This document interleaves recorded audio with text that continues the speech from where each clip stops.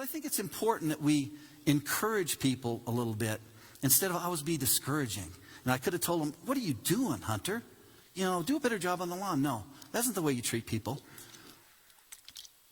That's the way Paul generally was. Now, it said the church had faith in Christ, and what springs from faith is love, right? Love.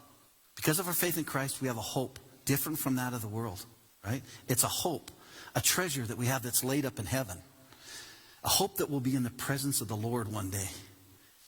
That we'll have this everlasting life and be with Jesus. And isn't that, these things especially, isn't this what God would want from a church of believers? Everyone to come to a saving grace through faith, to love one another, and have a hope for the future with Christ. If there's anything we need today, it's a hope for the future. Paul continues in verse 6. He says, in the same way, the gospel is bearing fruit and growing throughout the whole world, just as it's been doing among you since the day you heard it and truly understood God's grace.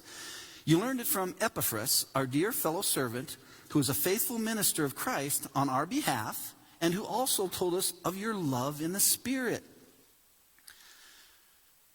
Understanding God's grace, his unmerited favor. We can't do anything to gain this grace. We can't gain it on our own strength.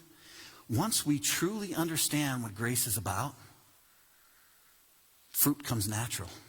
We don't have to force it. We're not, I got to do this, I got to do that. You naturally want to do things for the Lord.